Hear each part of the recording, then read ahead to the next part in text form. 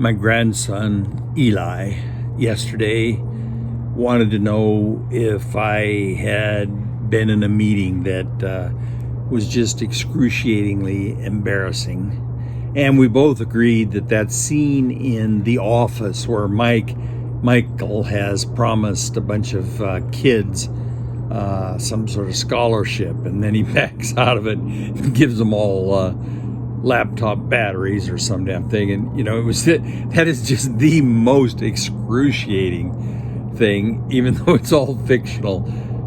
Eli said he had to grab his stomach while he watched it. It was so awful. So I was able to rake up a memory, not quite that bad, but now see, Mormons once a month have a meeting they call Fast and Testimony. Now, first off, that meeting is the last thing from Fast. It is god-awful, slow and boring, and it's one of the reasons I decided I didn't want to be a Mormon anymore. To put it way too simply, the restored gospel of Jesus Christ could not possibly be boring, and God, Mormons are boring. Mormon meetings and singing is so boring. Okay, so fast and testimony. The fast is that you've skipped at least 2 meals, and there's quite a few Mormons could skip a few more than that. But after you've skipped a couple of meetings, then you come to church and you're invited to share your testimony. And the testimony you're expected to share is how without a doubt, like solid knowledge, like as certain as a person can be as to who their father is,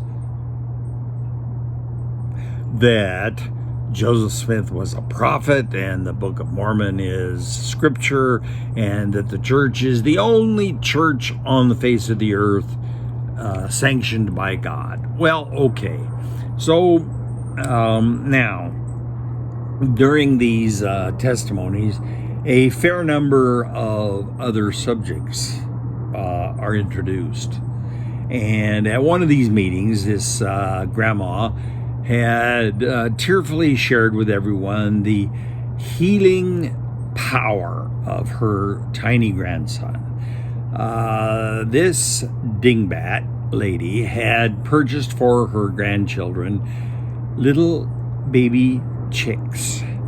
And her grandson, being an ADHD, hyperactive, sociopathic ninning, had thrown the baby chick against the wall, or maybe just trying to get it to fly, and instead of flying, it hit the wall and fell dead on the floor.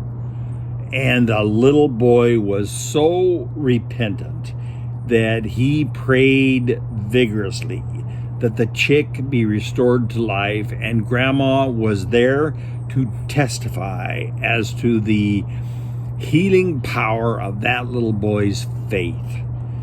Now, a few people in the congregation, having had a little bit to do with poultry, recognized in the behavior of this chick that it had the typical reaction to flight or fright, and flight or fight. But chickens ain't much good at fighting, and if you can't flight, well, then they play dead. And so this chick, having been thrown against the wall, was playing dead,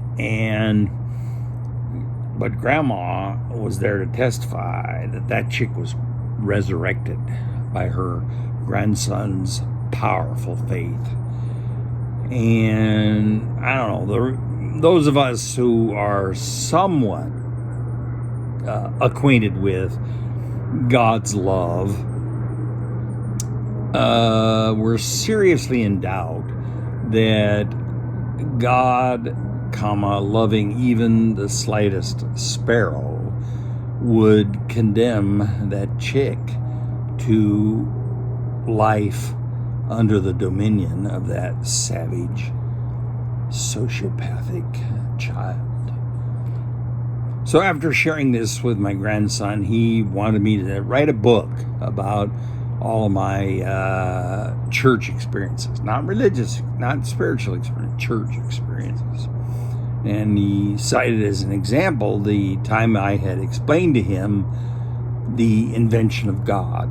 And that had been when he had asked me, when was it that I thought we had first discovered how good meat tasted when it was roasted.